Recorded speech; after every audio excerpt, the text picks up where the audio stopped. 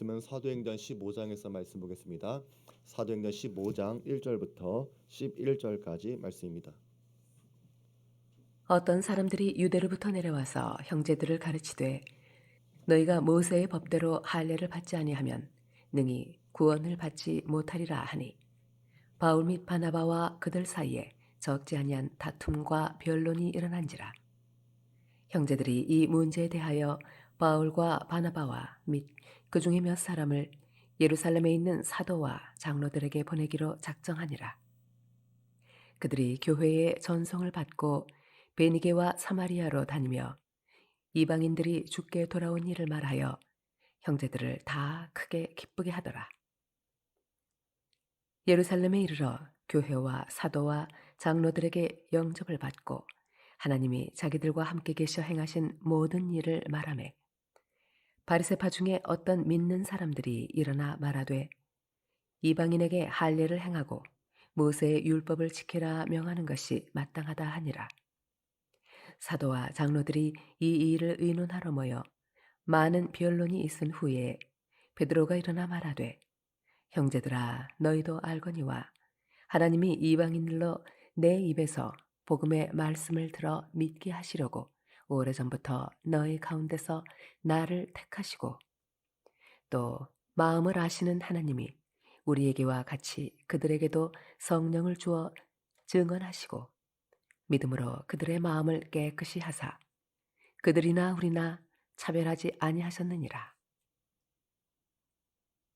그런데 지금 너희가 어찌하여 하나님을 시험하여 우리 조상과 우리도 능히 매지 못하던 멍에를 제자들의 목에 두려느냐. 그러나 우리는 그들이 우리와 동일하게 주 예수의 은혜로 구원받는 줄을 믿노라 하니라. 바울과 바나바가 1차 전도 여행을 마치고 안디오고 돌아왔을 때 그들은 피곤하고 지쳤습니다. 볼륨 좀 내려주세요. 하울링이 자꾸만 나요. 루스드라에서 바울은 돌에 맞아 거의 죽을 뻔했고 그 여정은 박해와 오해와 위험의 연속이었습니다. 하지만 그들이 교회 앞에서 전한 복음은 상처의 기록이 아니라 은혜의 기록이었습니다. 그들이 이르러 교회를 모아 하나님이 행하신 모든 일과 이방인들에게 믿음의 문을 여신 것을 보고하고 바울의 관점은 내가 아니었습니다. 내가 얼마나 힘들었는지, 내가 얼마나 죽을 고비를 넘겼는지, 내가 얼마나 많은 전도의 열매를 남겼는지 이것이 중요한 것이 아니었습니다. 그의 입에서 나오는 말은 하나님이 어떤 일을 행하셨는지를 말해 준 것입니다. 하나님께서 하신 모든 일, 이방인들에게 믿음의 문을 열어 주신 것을 이야기한 것입니다. 믿음의 문은 준비된 사람만 들어올 수 있는 문이 아니었고 자격을 증명한 사람만 통과하는 문도 아니었습니다. 하나님께서 은혜로 열어 두신 문에 믿음을 가진 사람들이 들어오는 문이었습니다. 바울은 자신의 고난을 무시하진 않았지만 그 고난을 이야기의 중심에 둔 것은 아니었습니다. 고난은 배경이었고 하나님의 은혜가 주인공이었습니다.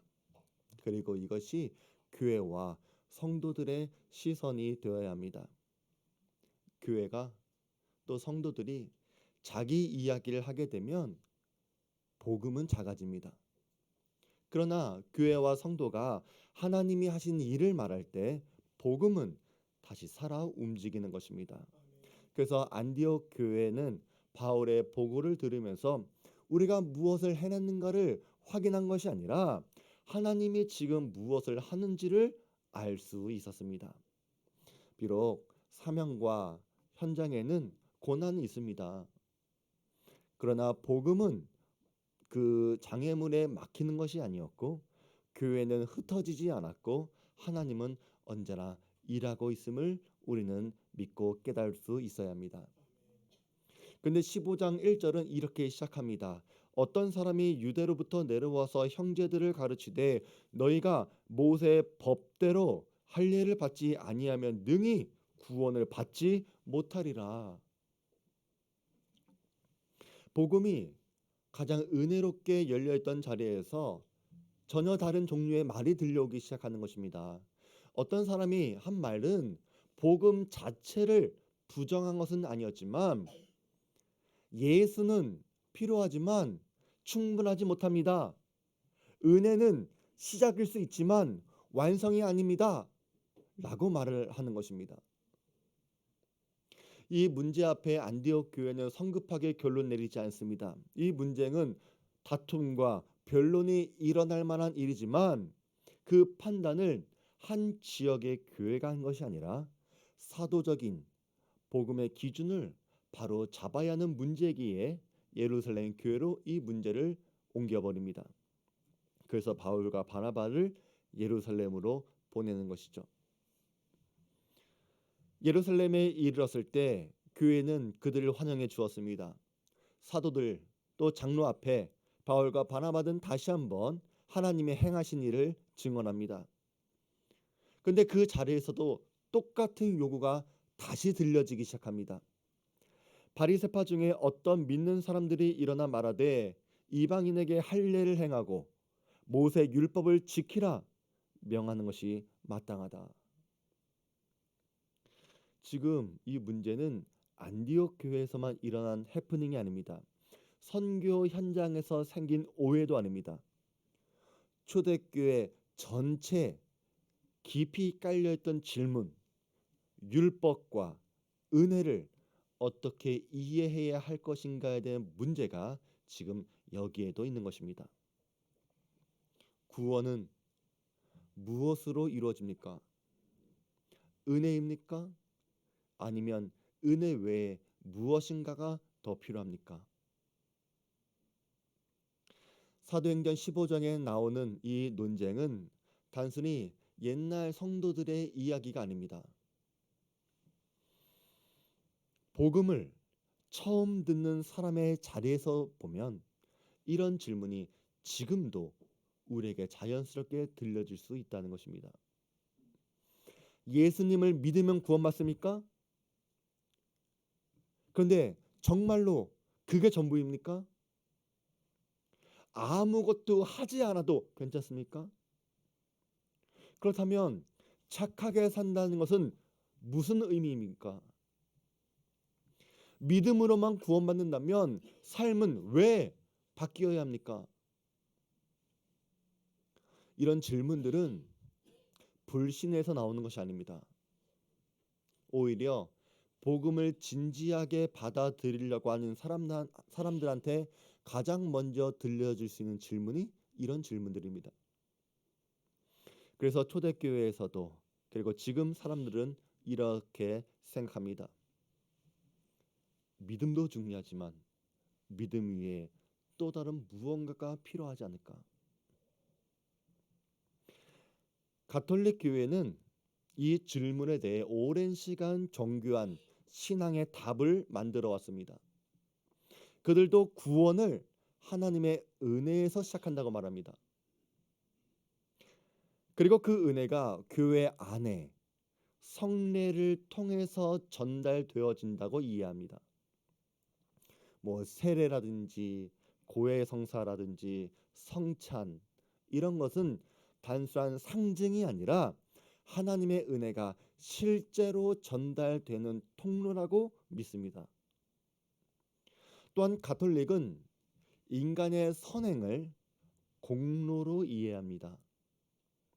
하나님이 은혜로 구원을 시작하시지만 그 구원을 계속 붙잡고 자라나게 하려면 우리의 순종, 우리의 선한 행위가 반드시 필요하다고 말합니다. 은혜로 출발하지만 그 은혜가 끝까지 가려면 사람들의 참여가 필요하다라고 말하는 것입니다. 이 교리는 매우 진지합니다. 방종을 막으려고 하는 고민도 있고 거룩한 삶을 강조하는 진심도 있습니다. 그래서 이 논리를 처음부터 끝까지 들으면 굉장히 균형이 있어 보입니다. 하지만 성경은 구원을 다른 방식으로 말합니다. 성경은 구원을 과정 이전의 사건으로 말합니다. 로마서 5장은 이렇게 말합니다. 우리가 아직 죄인 되었을 때에 그리스도께서 우리를 위하여 죽으심으로 하나님께서 우리에 대한 자기의 사랑을 확증하셨느니라. 그러니까 구원은 우리가 의인된 다음에, 우리가 변한 다음에 구원이 시작되는 것이 아니라, 우리가 아직 변하지 않았을 때에, 우리가 아직 죄인이었을 때에 이미 구원은 이루어진 사건이라는 것입니다.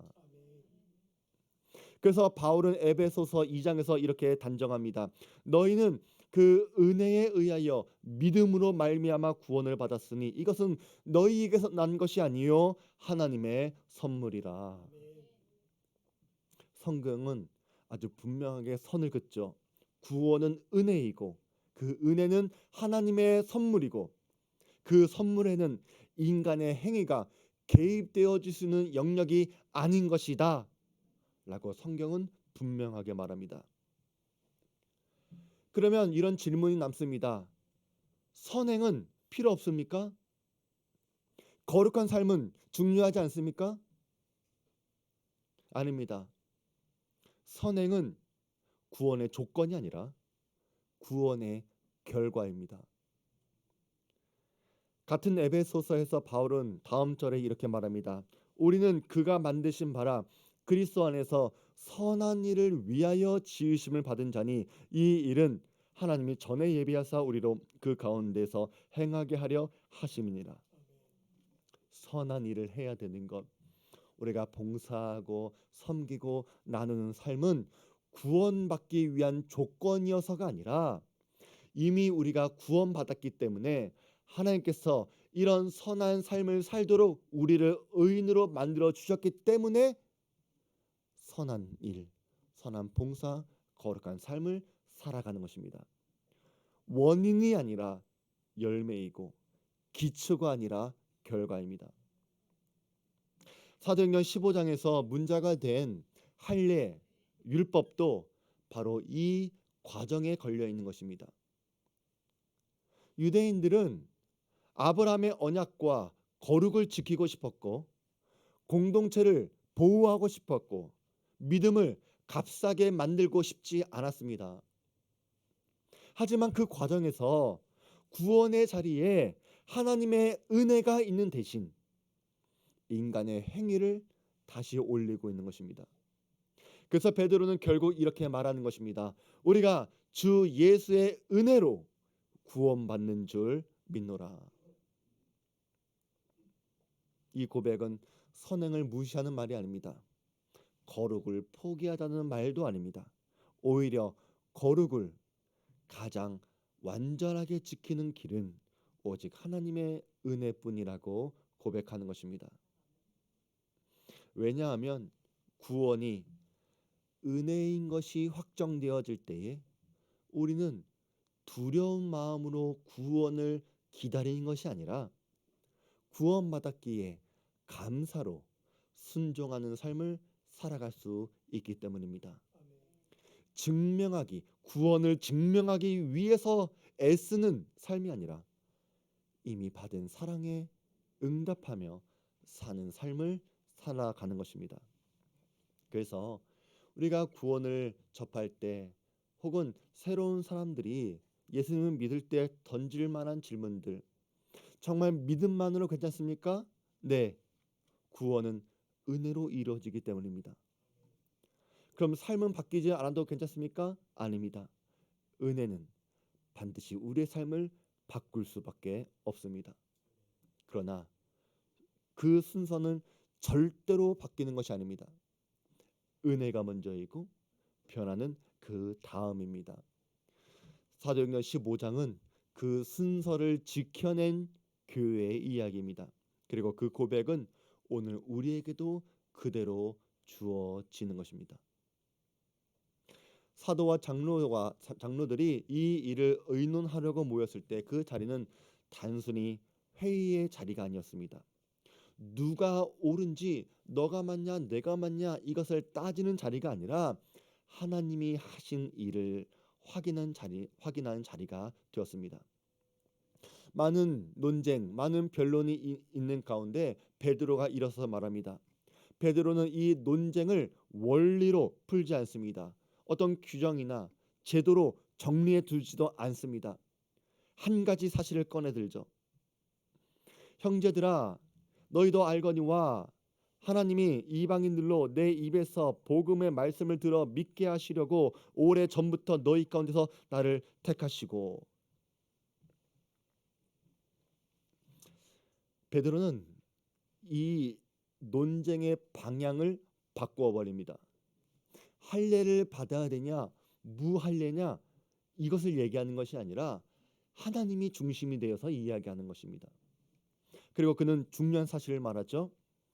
또 마음을 아시는 하나님이 우리에게와 같이 그들에게도 성령을 주어 증언하시고.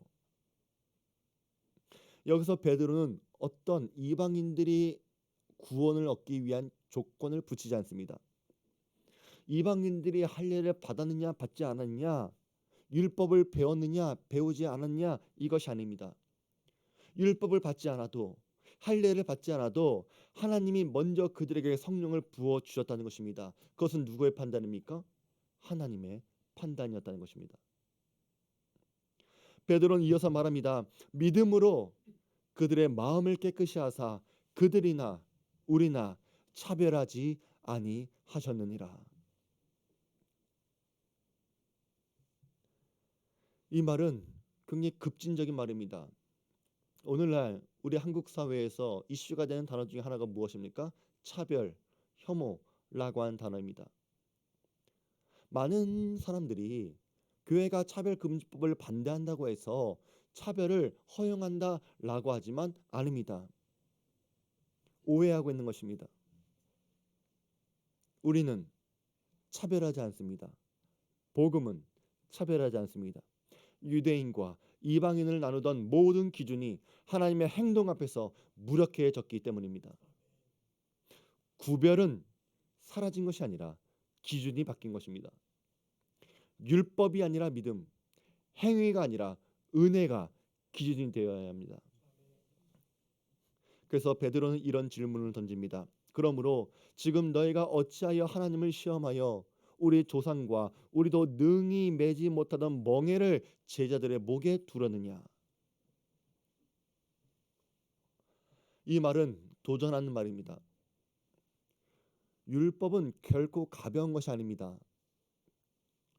조상들도 지키지 못했고 지금 우리도 감당할 수 없는 멍에가 율법입니다. 그런데 왜 다시 그 멍에로 돌아가서 복음으로 살아가려고 하는 사람한테 왜 율법의 멍에를 또다시 짊어지게 하려느냐? 라고 하는 도전입니다. 분명 율법은 거룩한 것이었습니다. 하지만 죄인에게 율법은 거룩을 만들어내는 도구가 아니라 죄를 더 선명하게 드러내주는 거울이 되었습니다. 이것은 율법이 약해서가 아니라 사람이 약하기 때문입니다. 하나님이 주신 율법은 완전했지만 그 율법을 들고 있는 인간의 심장은 완벽하지 못합니다. 그래서 율법이라고 하는 멍에는 결국 같은 결과를 만듭니다. 지킬수록 교만하고 못 지키면 절망합니다. 어떤 사람은 기준 위에 서서 사람을 내려다보고 어떤 사람은 기준 아래서 자기 자신을 포기합니다. 율법이 주는 열매는 거룩이 아니라 교만이었고 낙심이었습니다. 베드로가 말하는 하나님을 시험한다라고 하는 표현도 여기에 있습니다. 하나님은 이미 성령을 주셨습니다. 하나님은 이미 믿음으로 마음을 깨끗하게 하셨습니다. 하나님은 이미 차별하지 않으셨습니다. 그런데 우리가 다시 어떤 조건을 붙이게 되면 그 말은 결국 이런 말이 됩니다. 하나님이 말씀하신 것만으로는 부족합니다. 하나님, 아직 그 사람은 합격된 구원받은 사람들이 아닙니다. 라고 하나님께 도전하는 것과 같은 것입니다. 이것이 왜 위험합니까? 그 순간부터 구원은 하나님의 선물이 아니라 검증 절차로 바뀌기 때문입니다. 십자가가 충분한 근거는 되지 못하고 단지 하나의 출발선에 불과합니다. 그리고 사람들의 시선은 예수님으로부터 떨어져 나와 다시 자기 자신에게로 향하게 될 것입니다. 내가 얼마나 잘 살아왔는지, 내가 얼마나 법을 지키며 양심을 지키며 살아왔는지, 내가 얼마나 옛날보다 달라졌는지, 이러한 것들을 계산하며 살아가기 시작할 것입니다. 여기에는 하나님의 은혜가 빠져버리게 되죠. 이것은 단지 신앙을 진지하게 만들려고 하는 문제가 아니었다는 것입니다. 복음을 완전히 다른 복음으로 바꾸는 일입니다. 믿음이 구원을 받는 손이 아니라 구원을 얻기 위한 단계가 되어서는 안 됩니다. 은혜를 하나님 편에서 완성된 소식으로 듣는 것이 아니라 사람의 완성해야 할 과제가 되어 버려서는 안 되는 것입니다. 그래서 베드로는 우리에게 다시 묻습니다. 왜 그 길로 다시 가려는가? 왜 다시 사람을 기준보다 더 앞세우는가? 왜 하나님이 우리에게 이미 풀어주신 짐을 다시 짊어지려고 하려는가? 그리고 우리는 여기서 또 한 가지를 봐야 합니다. 이 율법, 이 할례를 짊어지려고 하는 사람들은 악한 의도가 있어서가 아니었다는 것입니다. 그들은 거룩해지려고 했고 공동체를 보호해 주려고 했고 값싼 은혜로 흐를까 봐 두려워했습니다. 하지만 사람들이 갖고 있는 좋은 의도라고 하더라도 복음을 보장해 주는 것은 아닙니다. 진지함이 복음이 아닙니다. 열심히 구원의 근거가 될 수는 없습니다. 그래서 교회는 그 열심을 조롱하지 않지만 그 열심히 들어가선 안 되는 자리를 분명히 해 주어야 합니다. 거룩은 구원의 조건이 아니라 열매입니다. 순종은 구원의 값이 아니라 구원의 결과입니다.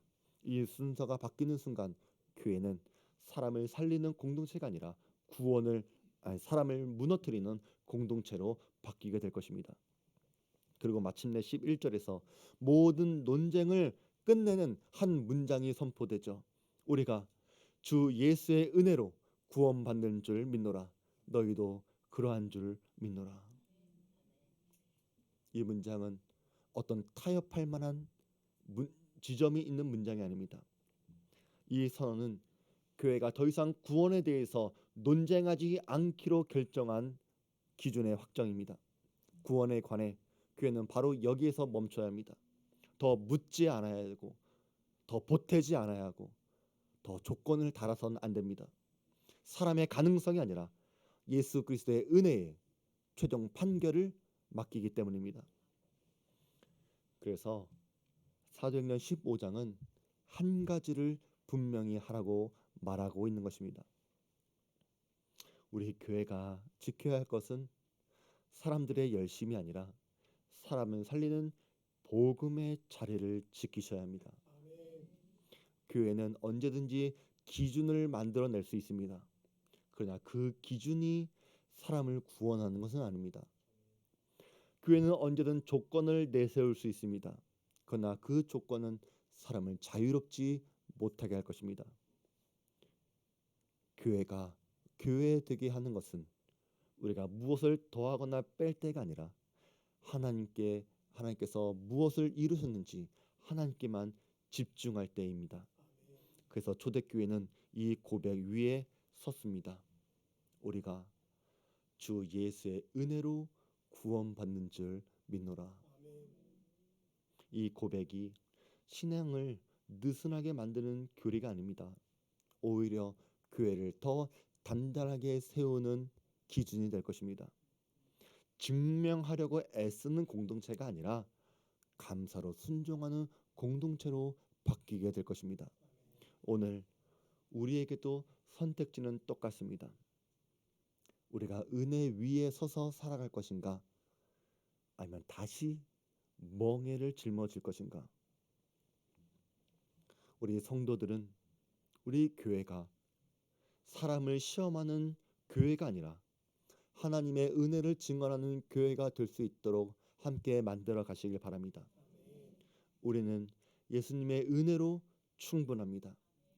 우리가 주 예수 그리스도의 은혜로 구원받는 줄 믿노라 라고 하는 이 고백 위에 우리 교회가 바로 서고, 이 고백 안에서 살아가는 모든 주안교회 성도들 되시기를 주의 이름으로 부탁드립니다. 우리의 말씀을 기억하면서 우리 다 같이 찬양합니다.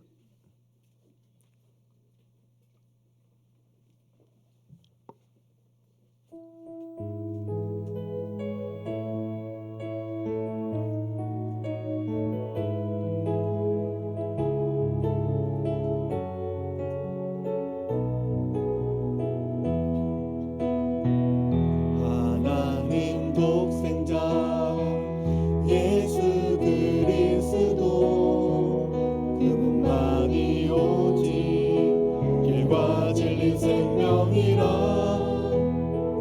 세상 다 변하고 사람들 변해도 나에겐 복음 십자가뿐이라. 하나님 독생자 예수 그리스도 그분만이 나의 길과 진리 생명이라.